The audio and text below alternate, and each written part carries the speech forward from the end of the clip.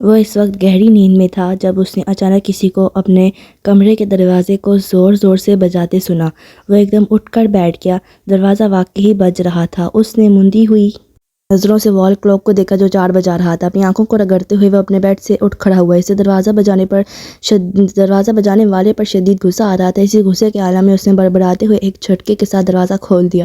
باہر ملازم کھڑا تھا۔ کیا تکلیف ہے تمہیں؟ کیوں اس طرح دروازہ بجا رہے ہو؟ دروازہ توڑنا چاہتے ہو تم؟ دروازہ کھولتے ہی وہ ملازم پر چلایا۔ سالار صاحب، باہر پولیس کھڑی ہے۔ ملازم نے گھبرائے ہوئے انداز میں کہا۔ سالار کا غصہ اور نیند 1 منٹ میں غائب ہو گئی۔ 1 سیکنڈ سے بھی کم عرصے میں وہ پولیس کے وہاں آ جانے کی وجہ جان گیا تھا اور ان کی اور امامہ کے گھر والوں کی اس مستعدی پر حیرت ہوئی۔ آخر چند گھنٹوں میں سیدھا اس تک کیسے پہنچ گئے تھے؟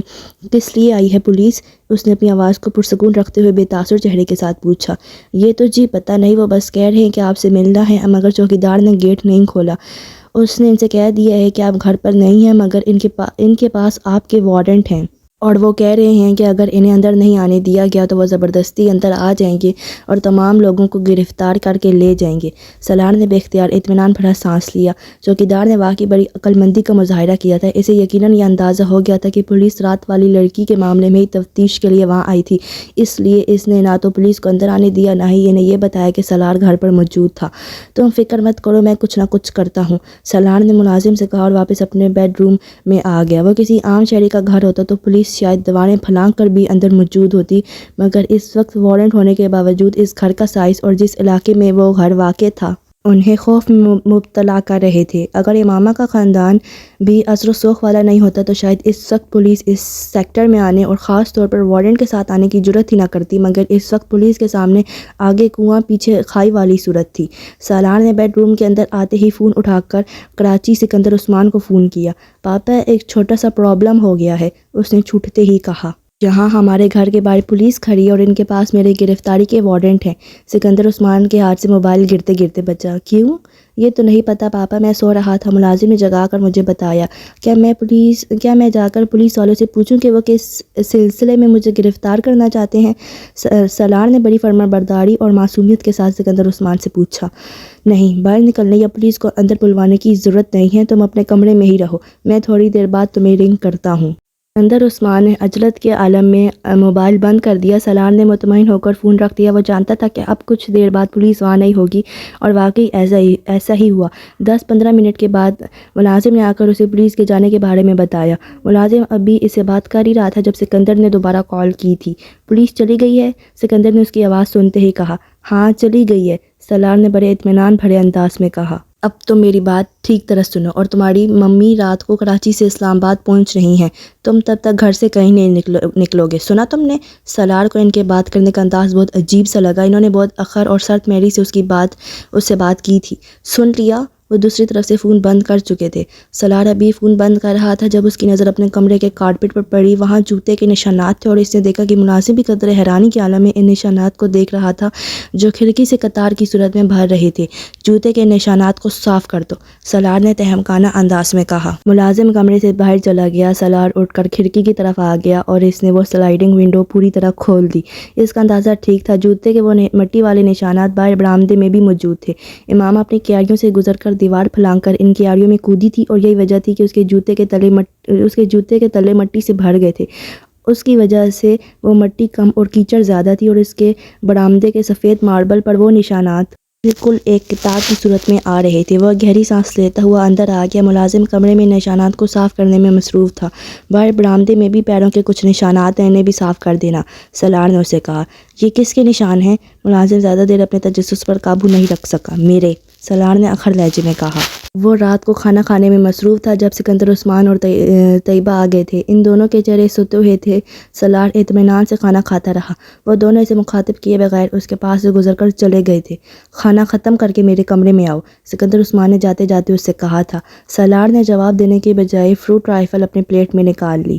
15 منٹ بعد جب وہ ان کے کمرے میں گیا تو اس نے سکندر کو کمرے میں ٹہلتے ہوئے پایا، جبکہ طیبہ فکر مندی کے عالم میں صوفے پر بیٹھی ہوئی تھی۔ پاپا، آپ نے بلوایا تھا؟ سالار نے اندر داخل ہوتے ہوئے کہا۔ بیٹھو، پھر تمہیں بتاتا ہوں کیوں بلایا ہے۔ سکندر عثمان نے اسے دیکھتے ہی ٹہلنا بند کر دیا۔ وہ بڑے اطمینان سے طیبہ کے برابر بیٹھ گیا۔ امامہ کہاں ہے؟ سکندر نے لمحہ ضائع کیے بغیر پوچھا۔ کون ہے ماما؟ اس کی جگہ کوئی اور ہوتا تو اس کے چہرے پر تھوڑی بہت گھبراہٹ ضرور ہوتی، مگر وہ اپنے نام کا ایک ہی تھا۔ سکندر کا چہرہ سرخ ہو گیا۔ تمہاری بہن؟ وہ گھرائے۔ میری بہن کا نام انیتا ہے پاپا۔ سالار کے اطمینان میں کوئی کمی نہیں آئی۔ تم مجھے صرف ایک بات بتاؤ، آخر تم مجھے اور کتنی بار اور کتنے طریقوں سے ذلیل کرواؤ گے؟ اس بار سکندر عثمان دوسرے صوفے پر بیٹھ گئے۔ آپ کیا کہہ رہے ہیں پاپا؟ میری سمجھ میں نہیں آ رہا، سالار نے حیرانی سے کہا۔ حالانکہ تمہاری سمجھ میں اب سب کچھ آ رہا ہے، انہوں نے طنزِ انداز میں کہا۔ دیکھو، مجھے آرام سے بتا دو کہ امامہ کہاں ہے۔ یہ معاملہ اتنا سیدھا نہیں ہے جتنا تم نے سمجھ لیا ہے۔ پاپا، آپ کس امامہ کی بات کر رہے ہیں؟ میں کسی امامہ کو نہیں جانتا۔ میں وسیم کی بہن کی بات کر رہا ہوں۔ سکندر عثمان اس بار گھرائے۔ وسیم کی بہن؟ وہ کچھ سوچ میں پڑ گیا۔ اچھا، یاد آیا، وہ جس سے مجھے ٹریٹمنٹ دلایا تھا لاسٹ ایئر۔ ہاں وہی۔ اب چونکہ تمہاری یادداشت واپس آ گئی ہے، اس لیے مجھے یہ بھی بتا دو کہ وہ کہاں ہے۔ پاپا، وہ اپنے گھر میں ہوگی یا میڈیکل کالج کے ہاسٹل میں؟ میرا اس سے کیا تعلق؟ اس نے حیرانی سے سکندر سے کہا۔ اس کے باپ نے تمہارے خلاف اپنی بیٹی کے اغوا کا کیس کروا دیا ہے۔ میرے خلاف؟ I don't believe it. میرا امامہ سے کیا تعلق ہے؟ اس نے پرسکون لہجے اور بے تاثر چہرے کے ساتھ کہا۔ یہی تو میں جاننا چاہتا ہوں کہ تمہارا اس کے ساتھ کیا تعلق ہے۔ پاپا، میں اس کو جانتا تک نہیں ہوں، ایک دو بار کے علاوہ میں اس سے ملا تک نہیں۔ پھر اس کے اغوا سے میرا کیا تعلق؟ اور مجھے تو یہ بھی نہیں پتا کہ وہ اغوا ہو گئی ہے۔ سالار، اب یہ ایکٹنگ بند کر دو، مجھے بتا دو کہ وہ بچی کہاں ہے۔ میں نے ہاشم مبین سے وعدہ کیا کہ میں ان کی بیٹی کو ان تک پہنچاؤں گا، تو آپ اپنا وعدہ پورا کریں۔ اگر ان کی بیٹی کو ان تک پہنچا سکتے ہیں تو ضرور پہنچائیے، مگر مجھے کیوں ڈسٹرب کر رہے ہیں؟ اس بار سالار نے ناگواری سے کہا۔ دیکھو سالار، تمہاری اور امامہ کے درمیان اگر کسی بھی قسم کی انڈرسٹینڈنگ ہے تو ہم اس معاملے کو حل کر لیں گے۔ میں خود اس کے ساتھ تمہاری شادی کروا دوں گا۔ تم فی الحال یہ بتاؤ کہ وہ کہاں ہے۔ سکندر عثمان نے اس بار اپنے لب و لہجے میں تبدیلی لاتے ہوئے کہا۔ For God sake papa, stop it. کون سی انڈرسٹینڈنگ؟ کیسی شادی؟ میری کسی کے ساتھ انڈرسٹینڈنگ ہوتی تو میں اسے اغوا کروں گا اور میں انڈرسٹینڈنگ ڈیولپ کروں گا امامہ جیسی لڑکی کے ساتھ۔ وہ میری ٹائپ ہے؟ اس بار سالار نے بلند آواز میں کہا۔ تو پھر وہ تم پر اس کے اغوا کا الزام کیوں لگا رہے ہیں؟ یہ آپ ان سے پوچھیں، مجھ سے کیوں پوچھ رہے ہیں؟ اس نے اسی ناگواری سے جواب دیا۔ آج ہاشم مبین کہہ رہے ہیں، کل کوئی اور کہے گا، اور آپ مجھ پر چلانا شروع کر دیں گے۔ میں نے آپ کو بتایا ہے، میں سو رہا تھا جب پولیس آ کر باہر کھڑی ہو گئی، اور اب آپ آ گئے ہیں اور آتے ہی مجھ پر۔ مجھے تو یہ تک نہیں پتا کہ وسیم کی بہن اغوا ہوئی ہے یا نہیں۔ آخر وہ لوگ مجھ پر کیوں الزام لگا رہے ہیں؟ کیا ثبوت ہے ان کے پاس کہ میں نے ان کی بیٹی کو اغوا کیا ہے؟ اور بالفرض میں نے اغوا کیا بھی ہے تو کیا میں یہاں اپنے گھر بیٹھا رہوں گا؟ مجھے اس وقت اس لڑکی کے ساتھ ہونا چاہیے۔ سالار تلخی سے بولتا رہا۔ مجھے ایس پی سے تمہارے کیس کی تفصیلات کا پتہ چلا ہے، پھر میں نے کراچی سے ہاشم مبین کو فون کیا اور وہ مجھ سے بات کرنے پر تیار نہیں تھا۔ مجھے اسے بات کرنے کے لیے منتیں کرنی پڑیں۔ اس نے مجھے تمہارے بارے میں بتایا ہے، اس کی بیٹی رات کو غائب ہوئی ہے اور تم بھی رات کو گئے ہوئے تھے اور صبح آئے ہو۔ تو پاپا، اس میں اغوا کہاں سے آ گیا؟ پہلی بات تو یہ کہ میں رات کو کہیں نہیں گیا، اور دوسری بات یہ ہے کہ اغوا کرنے کے لیے کسی کے گھر جا کر لڑکی کو زبردستی لے جانا ضروری ہے، اور میں کسی کے گھر نہیں گیا۔ ہاشم مبین کے چوکیدار نے رات کو تمہیں جاتے اور صبح آتے دیکھا ہے۔ اس کا چوکیدار جھوٹا ہے، سالار نے بلند آواز میں کہا۔ میرے چوکیدار نے تمہیں رات کو ایک لڑکی کو کار میں لے جاتے دیکھا ہے، سکندر نے دانت پیستے ہوئے کہا۔ سالار چند لمحے کچھ نہ بول سکا۔ سکندر یقیناً گھر آتے ہی چوکیدار سے بات کر چکے تھے۔ وہ میری ایک فرینڈ تھی جسے میں گھر چھوڑنے گیا تھا، اس نے طیبہ کو دیکھتے ہوئے کہا۔ کون ہے وہ فرینڈ؟ اس کا نام اور پتہ بتاؤ۔ سوری پاپا، میں نہیں بتا سکتا، اٹس پرسنل۔ یہاں اسلام آباد چھوڑنے گئے تھے؟ ہاں۔ تم اسے لاہور چھوڑ کر آئے ہو، ایس پی نے مجھے خود بتایا ہے۔ تم 4 ناکوں سے گزرے ہو، چاروں پر تمہارا نمبر نوٹ کیا گیا ہے۔ راستے میں تم نے ایک سروس اسٹیشن پر رک کر گاڑی چیک کروائی ہے، اس لڑکی کے ساتھ وہاں کھانا کھایا ہے۔ سکندر نے اس سروس اسٹیشن اور ہوٹل کا نام بتاتے ہوئے کہا۔ سالار کچھ دیر سکندر کو دیکھتا رہا، مگر اس نے کچھ بھی نہیں کہا۔ ایس پی نے مجھے یہ سب کچھ خود بتایا ہے، اس نے ابھی ہاشم مبین کو یہ سب کچھ نہیں بتایا۔ اس سے مجھ سے کہا ہے کہ میں تم سے بات کروں اور خاموشی کے ساتھ لڑکی کو واپس پہنچا دوں، یا اس کے گھر والوں کو اس لڑکی کا پتہ بتا دوں، تاکہ یہ معاملہ خاموشی سے کسی مسئلے کے بغیر ختم ہو جائے۔ مگر وہ کب تک ہاشم مبین کو نہیں بتائے گا؟ وہ دوستی کا لحاظ کر کے سب کچھ چھپا بھی گیا، تب بھی ہاشم مبین کے اور بہت سے ذرائع ہیں، اسے وہاں سے پتہ چل جائے گا اور پھر تمہاری پوری زندگی جیل میں گزرے گی۔ سکندر نے اسے ڈرانے کی کوشش کی، وہ متاثر ہوئے بغیر انہیں دیکھتا رہا۔ اب جھوٹ بولنا چھوڑ دو اور مجھے بتا دو کہ وہ لڑکی کہاں ہے۔ وہ لڑکی ریڈ لائٹ ایریا میں ہے۔ سکندر کو اس کی بات پر کرنٹ لگا۔ واٹ؟ میں اسے وہاں سے لایا تھا، وہیں چھوڑ آیا ہوں۔ وہ سفید چہرے کے ساتھ سالار کو دیکھتے رہے۔ مگر وہ امامہ نہیں تھی۔ میں پرسوں لاہور گیا ہوا تھا، وہاں سے میں رات گزارنے کے لیے اس لڑکی کو لایا تھا، آج میں اسے وہاں چھوڑ آیا۔ میرے پاس اس کا کوئی کانٹیکٹ نمبر تو نہیں ہے، مگر آپ میرے ساتھ لاہور چلیں تو میں آپ کو اس لڑکی کے پاس لے جاتا ہوں یا پتہ بتا دیتا ہوں، آپ خود یا پولیس کو کہیں کہ وہ اس لڑکی سے تصدیق کر لیں۔ کمرے میں ایک دم خاموشی چھا گئی۔ طیبہ اور سکندر بے یقینی سے سالار کو دیکھ رہے تھے، جبکہ وہ بڑے مطمئن انداز میں کھڑکیوں سے باہر دیکھ رہا تھا۔ مجھے یقین نہیں آتا کہ تم اس طرح کی حرکت کر سکتے ہو، تم ایسی جگہ جا سکتے ہو۔ ایک لمبی خاموشی کے بعد سکندر نے کہا، آئی ایم سوری پاپا، مگر میں جاتا ہوں، اور اس بات کا امامہ کے بھائی وسیم کو بھی پتہ ہے۔ میں کئی بار ویکنڈ پر اپنے دوستوں کے ساتھ وہاں جاتا رہا ہوں اور وسیم یہ بات جانتا ہے، آپ اس سے پوچھ لیں ایڈریس تو اس لڑکی کا۔ وہ کچھ دیر بعد گرائے۔ میں اپنے کمرے سے لے کر آتا ہوں، اس نے اٹھتے ہوئے کہا۔ اپنے کمرے میں آ کر اس نے موبائل اٹھایا اور لاہور میں رہنے والے اپنے ایک دوست کو فون کرنے لگا۔ اسے ساری صورتحال بتانے کے بعد اس نے کہا، اکمل، میں اپنے بابا کو ریڈ لائٹ ایریا کے اس گھر کا پتہ دے رہا ہوں جہاں ہم جاتے رہتے ہیں، تم وہاں کسی بھی ایسی لڑکی کو جو مجھے جانتی ہے اس کو اس بارے میں بتا دو، میں ابھی کچھ دیر تک تمہیں فون کرتا ہوں۔ وہ کہتے ہوئے تیزی سے ایک چٹ پر ایک ایڈریس لکھنے لگا اور پھر اسے لے کر سکندر کے کمرے میں آ گیا۔ اس نے چٹ سکندر کے سامنے کر دی جسے انہوں نے تقریباً چھین ہی لیا۔ ایک نظر اس چٹ پر ڈال کر انہوں نے خوشگم نگاہوں سے اسے دیکھا۔ دفع ہو جاؤ یہاں سے۔ وہ اطمینان سے انداز میں وہاں سے آ گیا۔ اپنے کمرے میں آ کر اس نے اکمل کو دوبارہ فون کیا۔ میں تمہیں وہاں پہنچ کر فون کرتا ہوں، اکمل نے اسے کہا۔ وہ بیڈ پر لیٹ کر اس کا انتظار کرنے لگا۔ 15 منٹ کے بعد اکمل نے اسے فون کیا۔ سالار، میں نے ثانیہ کو تیار کیا ہے، اسے میں نے سارا معاملہ سمجھا دیا ہے۔ اکمل نے اسے بتایا وہ ثانیہ کو جانتا تھا۔ اکمل، اب تم ایک کاغذ اور پینسل لو اور میں کچھ چیزیں لکھوا رہا ہوں، اسے لکھو، اس نے اکمل سے کہا اور پھر اسے اپنے گھر کے بیرونی منظر اور لوکیشن کی تفصیلات لکھوانے لگا۔ یہ کیا میں نے دیکھا ہوا ہے تمہارا گھر؟ اکمل نے کچھ حیرانی سے اس سے پوچھا۔ تم نے دیکھا نا، ثانیہ نے تو نہیں دیکھا۔ یہ ساری تفصیلات میں ثانیہ کے لیے لکھوا رہا ہوں، اگر پولیس اس کے پاس آئی تو وہ یہ ساری چیزیں اسے پوچھے گی، صرف یہ تصدیق کرنے کے لیے کہ کیا وہ واقعی میرے ساتھ یہاں اسلام آباد میں تھی۔ وہ گاڑی میں چھپ کر آئی تھی اور رات کے وقت آئی تھی، اس لیے اسے زیادہ تفصیل کا نہیں پتہ، مگر گھر کے اندر داخل ہوتے ہوئے دائیں اور بائیں دونوں طرف لان ہے۔ میری گاڑی کا رنگ سرخ تھا، اسپورٹس کار اور نمبر، وہ اسے لکھواتا گیا۔ ہم پولیس کے 4 ناکوں سے گزرے تھے۔ اس نے سفید شلوار قمیص، سفید چادر اور سیاہ سویٹر پہنا ہوا تھا۔ راستے میں ہم اس نام کے سروس اسٹیشن پر بھی رکے تھے۔ سالار نے نام بتایا، سروس اسٹیشن اور ہوٹل۔ وہ دھند کی وجہ سے صحیح طرح نہیں دیکھ سکی۔ سالار یہ کے بعد دیگرے ہر چیز کی تفصیل لکھواتا گیا، سروس اسٹیشن پر گاڑی ٹھیک کرنے والے آدمی سے لے کر چائے بنانے والے لڑکے کے حولیے اور اس کے کمرے کی تفصیلات، انہوں نے کیا کھایا تھا، سالار اور لڑکے کے درمیان کیا گفتگو ہوئی تھی، اس نے چھوٹی چھوٹی تفصیلات اسے لکھوائی تھی۔ اور اس نے اپنے گھر کے پورچ سے لے کر اپنے کمرے تک کے راستے اور اپنے کمرے کا تمام حولیہ بھی اسے نوٹ کروا دیا۔ ثانیہ سے کہو یہ سب کچھ رٹ لے، اس نے اکمل کو آخری ہدایت دی اور فون بند کر دیا۔ فون بند کر کے وہ بیڈ پر بیٹھا بھی کچھ سوچ رہا تھا جب سکندر عثمان اچانک دروازہ کھول کر اس کے کمرے میں آئے۔ اس لڑکی کا نام کیا ہے؟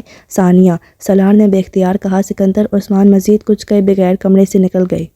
ان کے جانے کے بعد سالار کو اس وکیل کا خیال آیا جس کے ذریعے انہوں نے ہاشم بن احمد سے رابطہ کیا تھا۔ اس وکیل کو ہائر کرنے والا بھی حسن ہی تھا اور سالار سکندر کے نام سے وہ وکیل واقف نہیں تھا، مگر سالار کے لیے قابل تشویش بات اس میں حسن کا انوالو ہونا تھا۔ ہاشم بن احمد اس وکیل سے حسن اور حسن سے اس تک بہت آسانی سے پہنچ سکتے تھے۔ اس نے اگلا فون حسن کو کیا اور حسن کو سارے معاملے کی نوعیت سے آگاہ کیا۔ میں تمہیں پہلے ہی سب سے منع کر رہا تھا، اس نے چھوٹتے ہی سالار سے کہا۔ میں وسیم اور اس کی فیملی کو بہت اچھی طرح جانتا ہوں اور ان کے اثر و سوق سے بھی بخوبی واقف ہوں، وہ بولتا جا رہا تھا۔ سالار نے کچھ اکتاہٹ بڑے لہجے میں اسے ٹوکا۔ میں نے تمہیں فون اپنا مستقبل کا حال جاننے کے لیے نہیں کیا، میں صرف ایک خطرے سے آگاہ کرنا چاہتا ہوں۔ کس خطرے سے؟ حسن چونکا۔ تم نے جو وکیل ہائر کیا تھا وہ اس کے ذریعے تم تک اور پھر مجھ تک بآسانی پہنچ سکتے ہیں، سالار نے اس سے کہا۔ نہیں، وہ مجھ تک نہیں پہنچ سکتے، حسن نے اس کی بات پر قدرے لاپرواہی سے کہا۔ کیوں؟ کیونکہ میں نے سارا کام بہت پہلے ہی محتاط ہو کر کیا تھا۔ وہ وکیل بھی میرا اصلی نام اور پتے سے واقف نہیں ہے، اسے جو ایڈریس اور فون نمبر میں نے دیا تھا وہ جعلی تھا۔ سالار بے اختیار مسکرایا۔ اسے حسن سے ایسی عقل مندی اور چالاکی کی توقع رکھنی چاہیے تھی، وہ ہر کام بڑی صفائی سے انجام دینے کا ماہر تھا۔ میں صرف اس کے پاس ایک بار گیا تھا، پھر فون پر ہی رابطہ کیا، اور اس ملاقات میں بھی میرا حولیہ بالکل مختلف تھا۔ میں نہیں سمجھتا کہ صرف حولیے سے ہاشم بن احمد مجھ تک پہنچ سکتے ہیں، اور اگر وہ پہنچ گئے تو پتہ نہیں، اس تو کے بارے میں نے سوچا نہیں، حسن نے صاف گوئی سے کہا۔ کیا یہ بہتر نہیں ہے کہ تم کچھ دنوں کے لیے کہیں غائب ہو جاؤ اور یوں ظاہر کرو کہ جیسے تمہاری یہ غیر موجودگی کچھ ضروری کاموں کے لیے تھی؟ سالار نے اسے مشورہ دیا۔ اس سے بہتر مشورہ بھی ہے میرے پاس۔ میں اس وکیل کو کچھ روپے پہنچا کر یہ ہدایت دے دیتا ہوں کہ ہاشم الدین یا پولیس کے پہنچنے پر وہ انہیں میرا غلط حولیہ بتائے۔ کم از کم اس طرح فوری طور پر میں کسی پریشانی کا شکار نہیں ہوں گا، اور انہی دنوں میں ویسے بھی چند ہفتوں کے لیے انگلینڈ جا رہا ہوں۔ حسن نے بتایا، پولیس اگر پہنچ بھی گئی تو تب بھی میں ان کی پہنچ سے بہت دور رہوں گا، مگر مجھے یہ یقین نہیں کہ وہ مجھ تک پہنچ سکیں گے، اس لیے تم اطمینان رکھو۔ اگر تم واقعی اتنے بے فکر اور مطمئن ہو تو ٹھیک ہے، ہو سکتا ہے وہ تم تک نہ ہی آئیں، مگر میں نے پھر بھی سوچا کہ میں تمہیں بتا دوں۔ سالار نے فون بند کرتے ہوئے اس سے کہا، ویسے تم اس لڑکی کو اب لاہور میں کہاں چھوڑ کر آئے ہو؟ لاہور کی ایک سڑک پر چھوڑ آیا ہوں، اس کے علاوہ اور کہاں چھوڑ سکتا تھا؟ اس نے اپنے محل و وقوع اور حدود و اربا کے بارے میں کچھ نہیں بتایا، وہ بس چلی گئی۔ عجیب بے وقوف ہو، کم از کم تم تو اسے اس کا ٹھکانہ پوچھنے کا حوصلہ رکھتے تھے۔ ہاں، مگر مجھے اس کی ضرورت نہیں پڑی۔ سالار نے دانستہ امامت سے آخری بار ہونے والی اپنی گفتگو گول کر دی۔ میں حیران ہوں کہ تم اب کس طرح کے معاملات میں انوالو ہونے لگی ہو۔ اپنی ٹائپ کی لڑکیوں کے ساتھ انوالو ہونا دوسری بات ہے، مگر وسیم کی بہن جیسی لڑکیوں کے ساتھ انوالو ہو جانا، تمہارا ٹیسٹ بھی دن بدن گرتا جا رہا ہے۔ میں انوالو ہوا ہوں؟ تم واقعی عقل سے پیدل ہو، ورنہ کم از کم اس طرح کی بات مجھ سے نہ کرتے۔ ایڈونچر اور انوالومنٹ میں زمین و آسمان کا فرق ہوتا ہے حسن صاحب، سالار نے طنزیہ لہجے میں کہا، اور آپ نے یہ فاصلہ ایک ہی چھلانگ میں طے کر لیا ہے سالار صاحب۔ حسن نے بھی اسی کے انداز میں جواب دیا، تمہارا دماغ خراب ہے اور کچھ نہیں، اور تمہارا دماغ مجھ سے زیادہ خراب ہے، ورنہ اس طرح کی حماقت کو ایڈونچر کبھی نہ کہتے۔ حسن بھی قدرے جھلایا ہوا تھا۔ اگر تم نے میری مدد کی ہے تو اس کا یہ مطلب نہیں ہے کہ تمہارے منہ میں جو بھی آئے تم کہتے جاؤ۔ سالار کو اس کی بات پر اچانک غصہ آ گیا۔ ابھی میں نے تمہیں کچھ بھی نہیں کہا ہے، تم کس بات کی طرف اشارہ کر رہے ہو؟ یہ ٹیسٹ والی بات کی طرف یا دماغ خراب ہونے والی بات کی طرف؟ حسن نے اسی انداز میں اس کی بات سے متاثر ہوئے بغیر پوچھا۔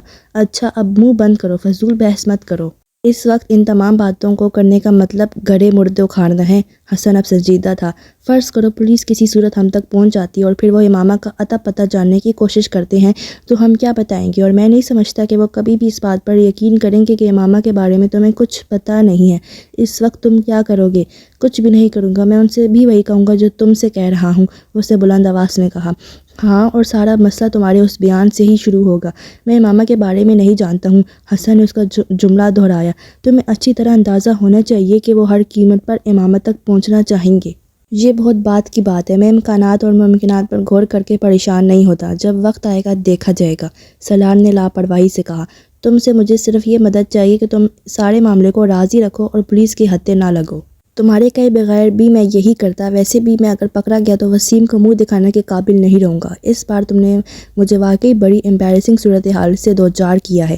اوکے، میں فون بند کر رہا ہوں کیونکہ تم پر پھر وہی دورہ پڑنے والا ہے، وہی نصیحتیں اور پچھتاوا۔ You are acting like my father. Salar نے کٹاک سے فون بند کر دیا۔ اس کا ذہن پچھلی رات کے بارے میں سوچ رہا تھا اور اس کے ماتھے کی تیوریاں اور بال بہت نمایاں تھے۔ میں کبھی سوچ بھی نہیں سکتا تھا کہ یہ اس حد تک گر جائے گا۔ ریڈ لائٹ ایریا، مائی فٹ، کبھی میرے خاندان کی پچھلی 7 نسلوں میں سے وہاں کوئی نہیں گیا، اور یہ لڑکا کیا ہے جو میں نے اسے نہیں دیا؟ کیا ہے جس کی کمی رہنے دی ہے؟ اور اسے دیکھو، کبھی یہ خودکشی کی کوشش کرتا پھرتا ہے اور کبھی ریڈ لائٹ ایریا۔ میرے اللہ، آخر کس حد تک جائے گا یہ؟ سکندر عثمان نے اپنا سر تھام لیا۔ مجھے تو گھر کے ملازموں پر بھی بہت زیادہ اعتراض ہے، آخر کیوں اس لڑکی کو انہوں نے اندر آنے دیا؟ گھر کے معاملات پر نظر رکھنی چاہیے انہیں، طیبہ نے بات کا موضوع بدلتے ہوئے کہا۔ گھر کے معاملات اور مالک کے معاملات پر نظر رکھنے میں زمین آسمان کا فرق ہوتا ہے۔ یہاں معاملہ گھر کا نہیں مالک کا تھا، سکندر نے طنزیہ لہجے میں کہا۔ اور پھر اس میں سے کسی نے بھی کسی لڑکی کو یہاں آتے نہیں دیکھا۔ وہ کہتا ہے وہ اسی دن اسے لایا تھا۔ چوکیدار کا کہنا ہے کہ ایسا نہیں ہوا، اس نے اس کے ساتھ کسی لڑکی کو آتے نہیں دیکھا۔ ہاں، جاتے ضرور دیکھا ہے، ملازم کا بھی یہی کہنا ہے۔ انہوں نے نہ تو کسی لڑکی کو آتے دیکھا نہ ہی جاتے دیکھا، سکندر نے کہا۔ اس کا مطلب ہے کہ وہ یقیناً اس لڑکی کو اچھی طرح چھپا کر لایا ہوگا۔ شیطانی دماغ ہے اس کا، یہ تم جانتی ہو۔ تم صرف یہ دعا کرو کہ یہ سارا معاملہ ختم ہو جائے، ہاشم الدین کی بیٹی مل جائے اور ہماری جان چھوٹ جائے تاکہ ہم اس کے بارے میں کچھ سوچ سکیں، سکندر عثمان نے کہا۔ میری تو سمجھ میں نہیں آتا کہ آخر مجھ سے ایسی کون سی غلطی ہوگی جس کی مجھے یہ سزا مل رہی ہے۔ میری تو سمجھ میں نہیں آتا میں آخر کروں کیا؟ وہ بے حد بے بس نظر آ رہے تھے۔ وہ اگلے روز صبح معمول کے مطابق اٹھا اور کالج جانے کے لیے تیار ہونے لگا۔ ناشتہ کرنے کے لیے وہ ڈائننگ ٹیبل پر آیا تو اس نے خلاف معمول وہاں سکندر عثمان کو موجود پایا۔ وہ عام طور پر اس وقت ناشتہ نہیں کیا کرتے تھے، ذرا دیر سے فیکٹری جایا کرتے تھے۔ سالار کو اس وقت انہیں وہاں موجود پا کر کچھ حیرت ہوئی، مگر ان کے ستوئے ہوئے چہرے اور سرخ آنکھوں سے اندازہ ہو رہا تھا کہ شاید وہ ساری رات نہیں سو سکے۔ سالار کو صبح صبح باہر نکلنے کے لیے تیار دیکھ کر انہوں نے قدرے درشتی سے اس سے کہا، تم کہاں جا رہے ہو؟ کالج۔ تمہارا دماغ ٹھیک ہے؟ میرے گلے میں یہ مصیبت ڈال کر تم خود کالج جا رہے ہو؟ جب تک یہ معاملہ ختم نہیں ہو جاتا تم کہیں نہیں جاؤ گے۔ تمہیں پتہ ہے تم کتنے خطرے میں ہو؟ کیسا خطرہ؟ وہ ڈٹکا۔ میں نہیں چاہتا ہاشم مبین تمہیں کوئی نقصان پہنچائے، اس لیے فی الحال تمہارے لیے یہی بہتر ہے کہ تم گھر پر رہو، سکندر عثمان نے دو ٹوک لہجے میں کہا۔ اس کی بیٹی مل جائے پھر تم دوبارہ کالج جانا شروع کر دینا۔ اس کی بیٹی اگر 1 سال نہیں ملے گی تو کیا میں 1 سال تک اندر بیٹھا رہوں گا؟ آپ نے اسے میرے بیان کے بارے میں بتایا نہیں ہے؟ سالار نے تیز لہجے میں کہا۔ میں اسے بتا چکا ہوں۔ ثانیہ نے بھی تمہاری بات کی تصدیق کرتی تھی۔ ان کے لہجے میں ثانیہ کا نام لیتے ہوئے تلخی تھی۔ مگر ہاشم مبین ابھی بھی مصر ہے کہ اس کی بیٹی کو تم نے ہی اغوا کیا ہوا ہے۔ تو میں کیا کروں؟ اسے یقین نہیں آتا تو نہ آئے، مجھے کیا فرق پڑتا ہے؟ سالار نے لاپرواہی سے کہتے ہوئے ناشتے کی طرف ہاتھ بڑھایا۔ تمہیں فرق نہیں پڑتا، مجھے پڑتا ہے۔ تم ہاشم مبین کو نہیں جانتے، وہ کتنے اثر و سوگ والا آدمی ہے اور کس حد تک جا سکتا ہے، اس کا اندازہ صرف مجھے ہے۔ میں نہیں چاہتا کہ وہ تمہیں کوئی نقصان پہنچائے، اس لیے ابھی تم گھر پر ہی رہو گے۔ سکندر عثمان نے اس بار کچھ نرم لہجے میں کہا۔ شاید انہیں اندازہ ہو گیا تھا کہ ان کی سختی کا کوئی اثر نہیں ہوگا، وہ ان کی بات نہیں مانے گا۔ پاپا، میری اسٹڈیز کا حرج ہوگا، سوری، میں گھر پر نہیں بیٹھ سکتا۔ سالار سکندر عثمان کے لہجے کی نرمی سے متاثر نہیں ہوا تھا۔ تمہارا حرج ہوتا ہے یا نہیں مجھے سے کوئی دلچسپی نہیں ہے، میں صرف تمہیں گھر پر چاہتا ہوں، سمجھے؟ تو اس بار انہوں نے اچانک بھڑک کر بلند آواز میں اس سے کہا۔ کم از کم آج تو مجھے جانے دیں، آج مجھے بہت سے ضروری کام نپٹانے ہیں۔ سالار ایک دم ان کے غصے پر کچھ پزل ہوا۔ تم وہ کام ڈرائیور کو بتا دو، وہ کر دے گا، یا پھر کسی دوست سے فون پر بات کر لو، سکندر نے حتمی انداز میں کہا۔ مگر پاپا آپ مجھے اس طرح، سکندر عثمان نے اس کی بات نہیں سنی۔ وہ ڈائننگ روم سے نکل رہے تھے۔ وہ کچھ دیر بلند آواز میں بڑبڑاتا رہا، پھر تنگ آ کر خاموش ہو گیا۔ وہ جانتا تھا کہ سکندر عثمان اسے باہر نہیں نکلنے دیں گے، مگر اسے بات کی توقع نہیں تھی۔ اس کا خیال تھا کہ ثانیہ کو سامنے لانے پر اس کی اپنی فیملی کے ساتھ ہاشم مبین بھی مطمئن ہو جائیں گے اور کم از کم یہ مصیبت اس کے کندھوں سے اتر جائے گی۔ مگر اس کے لیے سکندر عثمان کا یہ انکشاف حیران کن تھا کہ ہاشم مبین نے ابھی بھی اس کے بیان پر یقین نہیں کیا تھا۔ سالار وہاں بیٹھا ناشتہ کرتے ہوئے کچھ دیر ان تمام معاملات کے بارے میں سوچتا رہا۔ کالج نہ جانے کا مطلب گھر میں بند ہو جانا تھا، اور گھر میں بند وہ نہیں ہونا چاہتا تھا۔ اس کا موڈ ایک دم آف ہو گیا۔ ناشتہ کرتے کرتے اس نے اسے ادھورا چھوڑ دیا اور اپنے کمرے کی طرف چل دیا۔ سکندر صاحب، میں آپ سے ایک بات کہنا چاہتی ہوں۔ وہ لاؤنج میں بیٹھے تھے جب ملازمہ کو جھجکتے ہوئے ان کے پاس آئی۔ ہاں کہو، پیسوں کی ضرورت ہے؟ سکندر عثمان نے اخبار پڑھتے ہوئے کہا۔ وہ اس معاملے میں خاصے فراخ دل تھے۔ نہیں صاحب جی، ایسی کوئی بات نہیں ہے، میں کچھ اور کہنا چاہتی ہوں آپ سے۔ بولو۔ وہ ہنوز اخبار میں مصروف تھے۔ ملازمہ کچھ پریشان ہونے لگی۔ ناصرہ نے بہت سوچ سمجھ کر سالار اور امامہ کے بارے میں سکندر عثمان کو بتانے کا فیصلہ کیا تھا، کیونکہ اسے یہ سب کچھ اب بہت پریشان کن لگ رہا تھا۔ وہ نہیں چاہتی تھی کہ جلد یا بدیر یہ پتہ چل جائے کہ ان دونوں کے درمیان رابطے کا ذریعہ وہ تھی، اور پھر اسے اور اس کے پورے خاندان کو پولیس کا سامنا کرنا پڑے۔ اسی لیے اپنے شوہر سے مشورے کے بعد اس نے سکندر عثمان کو سب کچھ بتانے کا فیصلہ کر لیا، تاکہ کم از کم وہ دونوں گھر والوں میں سے کسی ایک کی ہمدردی اپنے ساتھ رکھے۔ چپ کیوں ہوں، بولو۔ سکندر عثمان نے اسے خاموش پا کر ایک بار پھر اس سے کہا۔ ان کی نظریں ابھی بھی اخبار پر جمی ہوئی تھیں۔ سکندر صاحب، میں آپ کو سالار صاحب کے بارے میں کچھ بتانا چاہتی ہوں، ناصرہ نے بالآخر ایک طویل توقف کے بعد کہا۔ سکندر عثمان نے بے اختیار اخبار اپنے چہرے کے سامنے سے ہٹا کر اسے دیکھا۔ سالار کے بارے میں کیا کہنا چاہتی ہو؟ انہوں نے اخبار کو سامنے سینٹر ٹیبل پر پھینکتے ہوئے سنجیدگی سے کہا۔ سالار صاحب اور امامہ بی بی کے بارے میں کچھ بتانا چاہتی ہوں۔ سکندر عثمان کا دل بے اختیار اچھل کر حلق میں آ گیا۔ کیا؟ بہت دن پہلے ایک دن سالار صاحب نے مجھ سے کہا تھا کہ میں ان کا موبائل اپنی بیٹی کے ہاتھ امامہ بی بی کو پہنچا دوں۔ سکندر عثمان کو لگا وہ دوبارہ کبھی نہیں ہل سکیں گے۔ تو ہاشم مبین کا خیال اور اصرار ٹھیک تھا، ان کے متعین قیاس اور اندازے درست تھے۔ پھر انہیں اپنی آواز کسی کھائی سے آتی لگی۔ میں نے انکار کر دیا کہ یہ کام میں نہیں کر سکتی، مگر انہوں نے مجھے بہت دھمکایا۔ انہوں نے کہا کہ وہ مجھے گھر سے نکال دیں گے، جس پر مجبوراً میں وہ موبائل امامہ بی بی تک پہنچانے کے لیے تیار ہو گئی۔ اپنی پوزیشن کو محفوظ رکھنے کے لیے ناصرہ نے اپنے بیان میں جھوٹ کی آمیزش کرتے ہوئے کہا۔ پھر اس کے کچھ دن بعد ایک دن سالار صاحب نے کہا کہ میں کچھ کاغذات امامہ بی بی تک پہنچاؤں اور پھر اسی وقت ان کاغذات کو واپس لے آؤں۔ میں نے اپنی بیٹی کے ذریعے وہ کاغذات بھی امامہ بی بی کے پاس پہنچا کر واپس منگوا لیے اور سالار صاحب کو دے دیے۔ میں نے سالار صاحب سے ان کاغذات کے بارے میں پوچھا مگر انہوں نے نہیں بتایا، مگر مجھے شک تھا کہ شاید وہ نکاح نامہ تھا، کیونکہ اس وقت سالار صاحب کے کمرے میں 5 لوگ موجود تھے، ان میں سے کوئی مولوی بھی تھا۔ سکندر عثمان کو وہاں بیٹھے بیٹھے ٹھنڈے پسینے آنے لگے تھے۔ اور یہ کب کی بات ہے؟ امامہ بی بی کے جانے سے چند دن پہلے، ناصرہ نے کہا۔ تم نے مجھے اس بارے میں کیوں نہیں بتایا؟ سکندر عثمان نے درشت لہجے میں پوچھا۔ میں بہت خوفزدہ تھی صاحب جی، سالار صاحب نے مجھے بہت دھمکیاں دی تھی کہ اگر میں نے آپ کو یا کسی اور کو اس سارے معاملے کے بارے میں بتایا تو وہ مجھے یہاں سے باہر پھینکوا دیں گے، ناصرہ نے کہا۔ وہ کون لوگ تھے؟ انہیں پہچانتی ہو؟ سکندر عثمان نے بے حد اضطراب کے عالم میں کہا۔ بس ایک کو حسن صاحب تھے، اس نے سالار کے ایک دوست کا نام لیا، باقی اور کسی کو میں نہیں پہچانتی، ناصرہ نے کہا۔ میں بہت پریشان تھی، آپ کو بتانا چاہتی تھی مگر ڈرتی تھی کہ آپ میرے بارے میں کیا سوچیں گے، مگر اب مجھ سے برداشت نہیں ہوا۔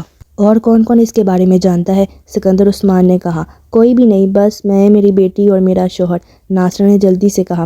ملازموں میں سے کسی اور کو کچھ پتہ ہے؟ توبہ کریں جی، میں کیوں کسی کو کچھ بتاتی، میں نے کسی کو کچھ بھی نہیں بتایا۔ تم نے جو کچھ کیا اس کے بارے میں تو بعد میں طے کروں گا، مگر فی الحال تم ایک بات اچھی طرح ذہن نشین کر لو، تم کسی کو بھی اس سارے معاملے کے بارے میں نہیں بتاؤ گی۔ اپنا منہ ہمیشہ کے لیے بند کر لو، ورنہ اس بار نہ صرف تمہیں واقعی اس گھر سے نکال دوں گا بلکہ میں ہاشم مبین اور پولیس سے کہہ دوں گا کہ یہ سب تم نے کروایا ہے۔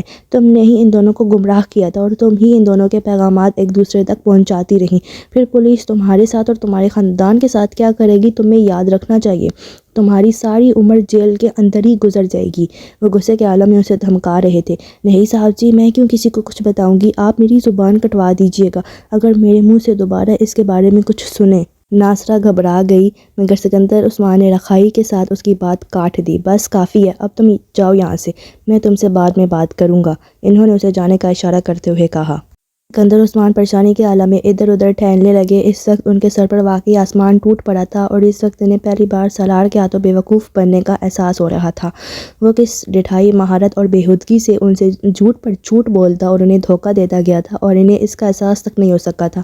اور اگر ملازمہ انہیں یہ سب کچھ نہ بتاتی تو وہ ابھی بھی ٹانگ پر ٹانگ رکھے مطمئن بیٹھے ہوتے، یہی سوچ کر کہ سالار امامہ کے ساتھ انوالو نہیں ہے اور نہ ہی اس کی گمشدگی میں اس کا کوئی حصہ تھا۔ وہ چند دن گھر پر رہ کر ایک بار پھر کالج جانا شروع کر چکا تھا۔ وہ جانتے تھے کہ سالار کی نگرانی کروائی جا رہی تھی اور ہاشم مبین احمد کو سب کچھ پتہ چلنے کا مطلب کیا تھا۔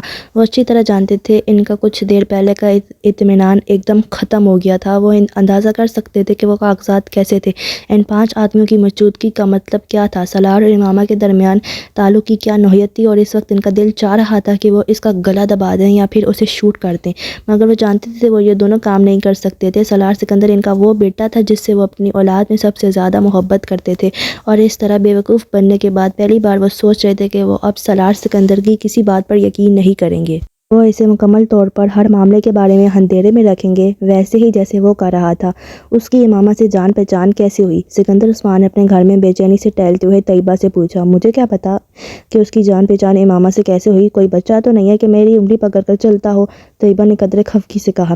میں نے تم سے بہت بار کہا تھا کہ اس پر نظر رکھو، مگر تم اپنی ایکٹیویٹی سے فرصت ملے تو تم کسی اور کے بارے میں سوچو، اس پر توجہ دینا صرف میرا ہی فرض کیوں ہے؟ طیبہ ایک دم بھڑک اٹھی۔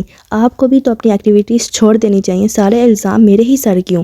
میں تم کو کوئی الزام نہیں دے رہا، اور اس بحث کو ختم کرو۔ امامہ کے ساتھ شادی، تم اندازہ کر سکتے ہو کہ ہاشم مبین کو جب اس کا پتہ چلے گا تو وہ کیا تماشا کھڑا کریں گے؟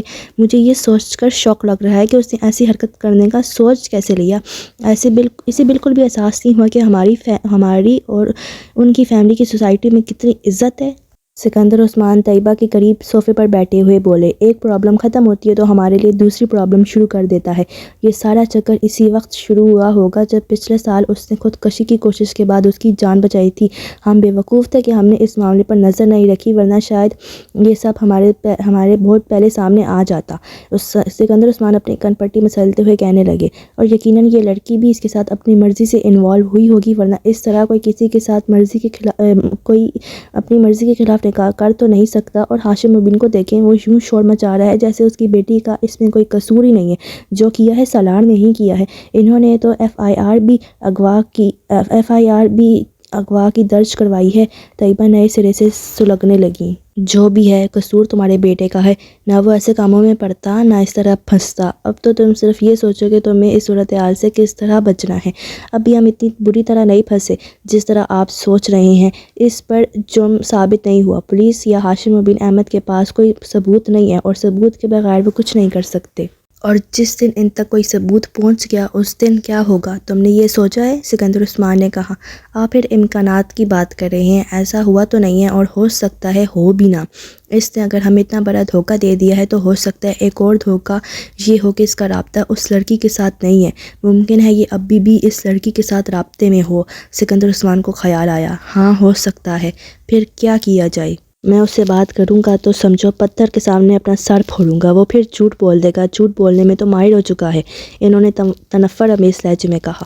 بس چند ماہ میں اس کا BA مکمل ہو جائے گا، پھر میں اسے باہر بھجوا دوں گا۔ کم از کم ہر وقت ہاشم بن کی طرف سے جن اندیشوں کا میں شکار رہتا ہوں وہ تو ختم ہوں گے۔ انہوں نے سگریٹ کا ایک کش لگایا۔ مگر آپ ایک چیز بھول رہے ہیں سکندر، طیبہ نے بڑی سنجیدگی سے چند لمحوں کی خاموشی کے بعد کہا۔ کیا؟ سکندر نے انہیں چونک کر دیکھا۔ سالار کی امامہ کے ساتھ خفیہ شادی۔ اس شادی کے بارے میں جو کچھ بھی کرنا ہے وہ آپ کو خود ہی کرنا ہے۔ آپ کیا کریں گے اس شادی کے بارے میں؟ طلاق کے علاوہ اس شادی کا اور کیا کیا جا سکتا ہے؟ سکندر عثمان نے قطعی لہجے میں کہا۔ وہ شادی ماننے پر تیار نہیں ہے تو طلاق دینے پر رضامند ہو جائے گا؟ جب میں اسے ثبوت پیش کروں گا تو اسے اپنی شادی کا اعتراف کرنا ہی پڑے گا، اور اگر شادی کا اعتراف کرنے کے بعد بھی اس نے امامہ کو طلاق دینے سے انکار کر دیا تو کوئی نہ کوئی راستہ نکالنا پڑے گا، اور وہ میں نکال لوں گا۔ چاہے وہ اپنی مرضی سے اسے طلاق دے یا پھر مجھے زبردستی کرنی پڑے، میں یہ معاملہ ختم کر دوں گا۔ اس طرح کی شادی انسان کو ساری عمر خوار کرتی ہے۔ اس سے تو پیچھا چھڑانا ہی پڑے گا، ورنہ میں اسے اس بار مکمل طور پر اپنی جائیداد سے آگ کر دینے کا ارادہ رکھتا ہوں، سکندر عثمان نے دو ٹوک انداز میں کہا۔ حسن کچھ دیر پہلے اسلام آباد کے ایک ہوٹل میں تھا جب اچانک اسے اپنے والد کی کال ملی۔ وہ جلد سے جلد اپنے گھر پہنچنے کے لیے کہہ رہے تھے۔ ان کا لہجہ بے حد عجیب تھا، مگر حسن نے توجہ نہیں دی۔ لیکن جب 15 منٹ بعد اپنے گھر پہنچا تو پورچ میں کھڑی سکندر عثمان کی گاڑی دیکھ کر چوکنا ہو گیا۔ وہ سالار کے گھر کی تمام گاڑیوں اور ان کے نمبرز کو اچھی طرح پہچانتا تھا۔ سکندر انکل کو میرے اس معاملے میں انوالو ہونے کے حوالے سے کوئی ثبوت نہیں ملے ہیں، اس لیے مجھے پریشان ہونے کی ضرورت نہیں ہے۔ وہ زیادہ سے زیادہ سالار کا دوست سمجھ کر پوچھ گچھ کے لیے آئے ہوں گے۔ میں بڑے اطمینان سے ان کی باتوں کا جواب دوں گا اور کسی بھی الزام کی تردید کر دوں گا، لیکن میری پریشانی پاپا کے سامنے میری پوزیشن مشکوک کر دے گی، اس لیے انکل سکندر کو دیکھ کر مجھے کوئی رد عمل ظاہر نہیں کرنا چاہیے۔ اس نے اپنا پہلا لائحہ عمل طے کیا اور بڑے اطمینان کے ساتھ اسٹڈی میں داخل ہو گیا۔ اس کے والد قاسم فاروقی اور سکندر عثمان کافی پی رہے تھے، لیکن ان کے چہرے کی غیر معمولی سنجیدگی اور اضطراب وہ ایک لمحے میں بھانپ گیا تھا۔ کیسے انکل سکندر، آپ اس بار بہت دنوں کے بعد ہماری طرف آئے ہیں؟ باوجود اس کے کہ سکندر یا قاسم نے اس کی ہیلو کا کوئی جواب نہیں دیا، حسن نے بہت بے تکلفی کا مظاہرہ کیا۔ اسے اس بار بھی جواب نہیں ملا۔ سکندر عثمان اسے غور سے دیکھ رہے تھے۔ بیٹھو، قاسم فاروقی نے قدرے درشتی سے کہا۔ سکندر تم سے کچھ باتیں پوچھنے آیا ہے، تمہیں ہر بات کا ٹھیک ٹھیک جواب دینا ہے۔ اگر تم نے جھوٹ بولا تو میں سکندر عثمان سے کہہ چکا ہوں کہ وہ تمہیں پولیس کے پاس لے جائے۔ میری طرف سے باہر میں جاؤ تم، میں تمہیں کسی بھی طرح بچانے کی کوشش نہیں کروں گا، قاسم فاروقی نے اس کے بیٹھتے ہی بلا تمید کہا۔ پاپا آپ کیا کہہ رہے ہیں؟ میں آپ کی بات سمجھا نہیں۔ حسن نے حیرت کا مظاہرہ کیا، مگر اس کا دل دھڑکنے لگا تھا۔ معاملہ اتنا سیدھا نہیں تھا جتنا اسے سمجھ لیا تھا۔ اوور سمارٹ بننے کی کوشش مت کرو سکندر، پوچھو اس سے کیا پوچھنا چاہتے ہو اور میں دیکھتا ہوں یہ کیسے جھوٹ بولتا ہے۔ امامہ کے ساتھ سالار کی شادی میں شرکت کی ہے تم نے؟ انکل آپ کیا بات کریں؟ کون سی شادی؟ کیسی شادی؟ حسن نے مزید حیرت کا مظاہرہ کیا۔ وہی شادی جو میری عدم موجودگی میں میرے گھر پر ہوئی، جس کے لیے امامہ کو پیپرز بھجوائے گئے تھے۔ پلیز انکل، آپ مجھ پر الزام لگا رہے ہیں۔ آپ کے گھر میں ضرور آتا جاتا رہتا ہوں، مگر مجھے سالار کی کسی شادی کے بارے میں کچھ پتہ نہیں ہے، اور نہ ہی میری معلومات کے مطابق اس سے شادی کی ہے۔ مجھے تو اس لڑکی کا بھی پتہ نہیں ہے جس کا آپ نام لے رہے ہیں۔ ہو سکتا ہے سالار کی کسی لڑکی کے ساتھ انوالومنٹ ہو، مگر میں اس کے بارے میں نہیں جانتا۔ وہ ہر بات مجھے نہیں بتاتا۔ سکندر عثمان اور قاسم فاروقی خاموشی سے اس کی بات سنتے رہے۔ وہ خاموش ہوا تو سکندر عثمان نے اپنا سامنے پڑا ہوا ایک لفافہ اٹھایا اور اس میں موجود چند کاغذ نکال کر اس کے سامنے رکھ دیے۔ حسن کا رنگ پہلی بار اترا۔ وہ امامہ اور سالار کا نکاح نامہ تھا۔ اس پر دیکھو، تمہارے ہی سگنیچرز ہیں نا؟ سکندر نے سرد لہجے میں پوچھا۔ اگر یہ سوال انہوں نے قاسم فاروقی کے سامنے نہ کیا ہوتا تو وہ ان دستخط کو اپنے دستخط ماننے سے انکار کر دیتا، مگر اس وقت وہ ایسا نہیں کر سکتا تھا۔ یہ میرے سگنیچرز ہیں، مگر میں نے نہیں کیے، اس نے ہکلاتے ہوئے کہا۔ پھر کس نے کیے ہیں؟ تمہارے فرشتوں نے یا سالار نے؟ قاسم فاروقی نے طنزیہ لہجے میں کہا۔ حسن کچھ نہیں بول سکا، وہ حواس باختہ سا باری باری انہیں دیکھنے لگا۔ اس کے وہم و گمان میں بھی یہ نہیں تھا کہ سکندر عثمان اس طرح اس کے سامنے وہ نکاح نامہ نکال کر رکھ دیں گے۔ وہ یہ بھی نہیں جانتا تھا کہ انہوں نے وہ نکاح نامہ کہاں سے حاصل کیا تھا، سالار سے، یا پھر اس کی ساری عقل مندی اور چالاکی دھڑی کی دھڑی رہ گئی تھی۔ تم یہ نہیں مانو گے کہ سالار کا امامہ کے ساتھ نکاح تمہاری موجودگی میں ہوا ہے، قاسم فاروقی نے اکھڑے ہوئے لہجے میں اس سے کہا۔ پاپا، اس میں میرا کوئی قصور نہیں ہے، یہ سب سالار کی ضد پر ہوا تھا، اس نے مجھے مجبور کیا تھا۔ حسن نے ایک دم سب کچھ بتانے کا فیصلہ کر لیا تھا، کچھ بھی چھپانے کا اب کوئی فائدہ نہیں تھا، وہ جھوٹ بولتا تو اپنی پوزیشن اور خراب کرتا۔ میں نے اسے بہت سمجھایا تھا مگر قاسم فاروقی نے اس کی بات کاٹ دی۔ اس وقت تمہیں یہاں صفائیوں اور وضاحتیں پیش کرنے کے لیے نہیں بلایا، تم صرف مجھے یہ بتاؤ کہ اس لڑکی کو اس نے کہاں رکھا ہوا ہے۔ پاپا، مجھے اس کے بارے میں کچھ بھی نہیں پتا، حسن نے تیزی سے کہا۔ تم پھر جھوٹ بول رہے ہو۔ آئی سویئر پاپا، مجھے واقعی کچھ نہیں پتا، وہ اسے لاہور چھوڑ آیا تھا۔ یہ جھوٹ تم کسی اور سے بولنا، مجھے صرف سچ بتاؤ، قاسم فاروقی نے ایک بار پھر اسی درست لہجے میں کہا۔ میں جھوٹ نہیں بول رہا پاپا، حسن نے احتجاج کیا۔ لاہور کہاں چھوڑ آیا تھا؟ کسی سڑک پر، اس نے کہا تھا وہ خود چلی جائے گی۔ تم مجھے یا سکندر کو بیوقوف سمجھ رہے ہو؟ اس نے اس لڑکی سے شادی کی اور پھر اسے ایک سڑک پر چھوڑ دیا۔ بیوقوف مت بناؤ ہمیں، قاسم فاروقی بھڑک اٹھے۔ میں سچ کہہ رہا ہوں پاپا، اس نے کم از کم مجھ سے یہ کہا تھا کہ وہ اس لڑکی کو سڑک پر چھوڑ آیا تھا۔ تم نے اسے پوچھا نہیں کہ پھر اس نے اس لڑکی کے ساتھ شادی کیوں کی؟ اگر اسے یہی کرنا تھا پاپا، اس نے یہ شادی اس لڑکی کی مدد کے لیے کی تھی۔ اس کے گھر والے زبردستی اس کی شادی کسی لڑکے سے کرنا چاہتے تھے جو وہ نہیں چاہتی تھی۔ اس نے سالار سے رابطہ کیا اور مدد مانگی اور سالار اس کی مدد پر تیار ہو گیا۔ وہ صرف یہ چاہتی تھی کہ سالار وقتی طور پر اسے نکاح کر لے تاکہ اگر اس کے والدین زبردستی اس کی شادی کرنا چاہیں تو وہ اس نکاح کا بتا کر انہیں روک سکے۔ حسن اب سچائی پر پردہ نہیں ڈال سکتا تھا، اس نے پوری بات بتانے کا فیصلہ کیا، اور اگر ضرورت پڑے تو بیلف کے ذریعے اس کی رہائی دلوائی جا سکے، مگر یہ کوئی محبت وغیرہ کی شادی نہیں تھی۔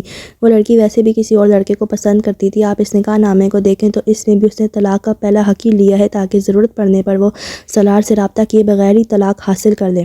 بس، یا کچھ اور؟ قاسم فاروقی نے اسے کہا۔ حسن کچھ نہیں بولا، خاموشی سے انہیں دیکھتا رہا۔ میں قطعی تمہاری کسی بات پر یقین کرنے کو تیار نہیں ہوں۔ تم نے بہت اچھی کہانی بنائی ہے مگر میں کوئی بچہ نہیں ہوں کہ اس کہانی پر یقین کر لوں۔ تمہیں اب امامہ تک پہنچنے میں سکندر کی مدد کرنی ہے، قاسم فاروقی نے قطعی لہجے میں کہا۔ پاپا، میں یہ کیسے کر سکتا ہوں؟ مجھے اس کے بارے میں کچھ نہیں پتا، حسن نے احتجاج کیا۔ تم یہ کیسے کرو گے؟ یہ تم خود جان سکتے ہو، مجھے صرف یہ بتانا تھا کہ تمہیں کیا کرنا ہے۔ پاپا پلیز، آپ مجھ پر یقین کریں، میں امامہ کے بارے میں کچھ نہیں جانتا، نکاح کروانے کے علاوہ میں نے اور کچھ نہیں کیا، حسن نے کہا۔ تم اس کے اتنے قریب ہو کہ اپنی خفیہ شادی میں وہ تمہیں گواہ کے طور پر لے رہا ہے، مگر تمہیں یہ نہیں پتا کہ اس کی بیوی گھر سے بھاگنے کے بعد اب کہاں ہے۔ میں یہ ماننے پر تیار نہیں ہوں حسن، کسی صورت میں بھی نہیں، قاسم فاروقی نے دو ٹوک انداز میں کہا۔ تمہیں اگر پتہ ہے تو بھی تم اس کا پتہ کرواؤ کہ وہ کہاں ہے، سالار تم سے کچھ نہیں چھپائے گا۔ پاپا، وہ بہت سی باتیں مجھے بھی نہیں بتاتا، وہ سب باتیں تمہیں بتاتا ہے یا نہیں؟ میں فی الحال صرف ایک چیز میں دلچسپی رکھتا ہوں اور وہ امامہ کے بارے میں معلومات ہیں۔ تم ہر طریقے سے اس سے امامہ کا پتہ حاصل کرو، اور سالار کو کسی بھی طرح یہ پتہ نہیں چلنا چاہیے کہ سکندر کو اس کی شادی کی اطلاع مل چکی ہے یا اس نے اس سلسلے میں تم سے کوئی ملاقات کی ہے۔ اگر مجھے یہ پتہ چلا کہ سالار یہ بات جان گیا ہے کہ میں تمہارا کیا حشر کروں گا، یہ تم یاد رکھنا۔ میں سکندر کو پہلے ہی اجازت دے چکا ہوں کہ وہ ہاشم مبین کو تمہارا نام دے دے، اس کے بعد ہاشم مبین تمہارے ساتھ پولیس کے ذریعے نپٹے یا کسی اور طریقے سے، میں بالکل پرواہ نہیں کروں گا۔ اب تم یہ طے کر لو کہ تم نے سالار کے ساتھ دوستی نبھانی ہے یا پھر اس گھر میں رہنا ہے، قاسم فاروقی نے قطعیت سے کہا۔ پاپا، میں کوشش کرتا ہوں کہ کسی طرح امامہ کے بارے میں کچھ معلومات مل جائیں، میں سالار سے اس کے بارے میں بات کروں گا، میں اسے یہ نہیں بتاؤں گا کہ سکندر انکل کو اس سارے معاملے کے بارے میں پتہ چل گیا ہے، وہ میکینک کے انداز میں دہراتا جا رہا تھا۔ وہ اس بار واقعی بری طرح اور خلاف توقع پھنسا تھا۔